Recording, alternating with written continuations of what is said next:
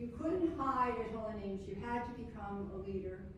You had to grow, and you know, education is self-education under direction, and the direction Holy Names took was one I wanted. So I was very, very pleased with the help of some wonderful family members to be able to send my daughter here. Who wouldn't want that? Who wouldn't want that legacy for their child?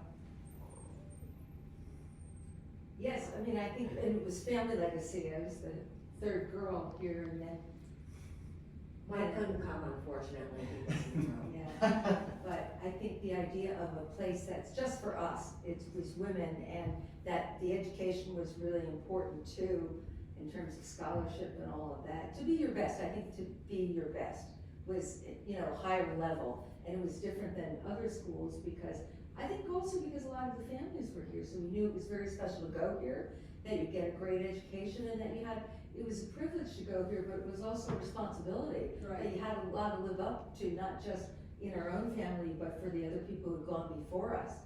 And I think that it still lives up to that right now. I say Quam Videre. Right? To be rather than be seen. Yes. I always thought it was to be rather than to see. But anyway. To see, yes. So tell us about Aunt Maureen's boot camp. Well, the program that I have is taken off on helping their children, and it's like to be the best also, but to help them more from a business sense. So I try to gently indoctrinate them, but talk about what are their career goals, what do they think they want to be. And I was talking earlier about Mary Alice's grandchildren. I have one who's a senior at Berkeley now, and one who's a senior at Ohio State, and they said, I want to be this or that, and I said, great, let's go look at the companies that have these jobs. Let's start there, let's think about that. And then I had them look at LinkedIn, and so the idea is you get to know them instead of just Aunt Maureen visiting certain times of the year. It's like you get to know them one-on-one. But there's heavy work there involved, and certain nieces and nephews were better at that than not. I would start at 6 a.m. in the morning with my case studies, and the last generation was not so keen to do that, so that's why I jumped in to use LinkedIn to say, okay, let's do this, or we'll do the tour, but we've got to get back to like, where does it tie in? How do you tie in your education and what you're going to do with the rest of your life? It's fun too. There's always a fun component. That is true. Do you each have a favorite memory from Holy Names? Yes, Or I a do. crazy story? Yeah. I do. I'm Peg Connors Harrigan's, class of 62, following my sister Mary Alice and ahead of my 57 and Maureen 64. My dear friend Teresa was losing her father. He had died, and I remember Sister Frances Henry, who taught English or chemistry, you name it, she did it, pulling me aside and saying, Peggy dear, Teresa can't be in the debate with Bethel Central, so we need you to step up. Well, you didn't say no to Sister Frances Henry. No. So I geared it up what I could, and I was able to participate. And that stuck with me. There were many times when I would just rather have sat back, but at Holy Names you don't sit back.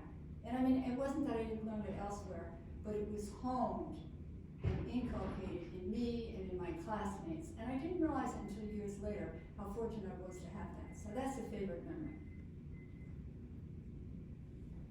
How about you? I had a favorite sister, Charles Bird.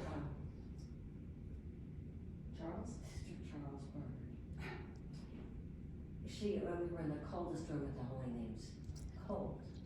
She was so great. She would take, one time I went into the ladies' room, and I overheard a conversation between Sister Charles and another daughter. I never spoke of it to anybody to this day, but she was just a wonderful person.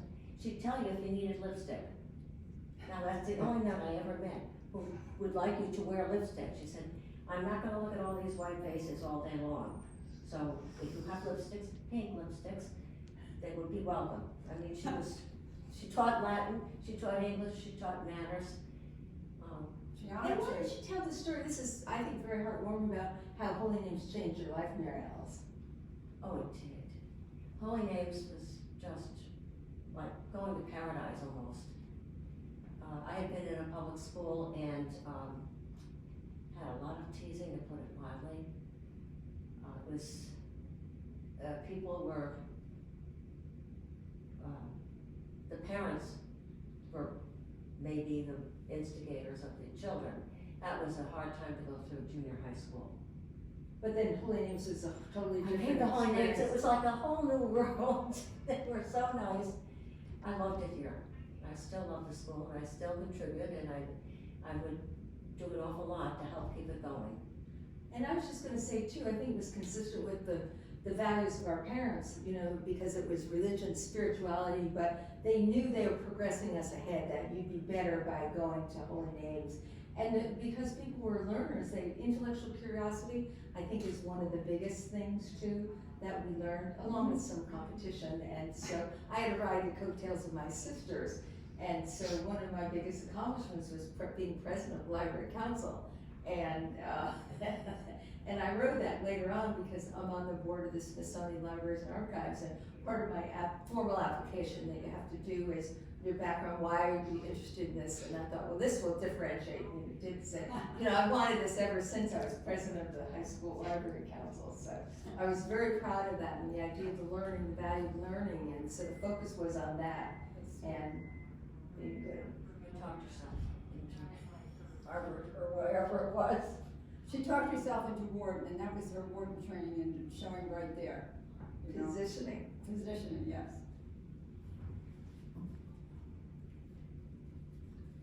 See, you don't even need me here, I just. Right. Bunch of great stuff, really, really good. No, we're thrilled to be here, and I think when you look at, to experience it now after all those years, to say, of some of the other institutions I've been to, whether a grade school or a college or even business school, it's like the values that are really people-oriented, but it's intellectual and spiritual, it's the whole person.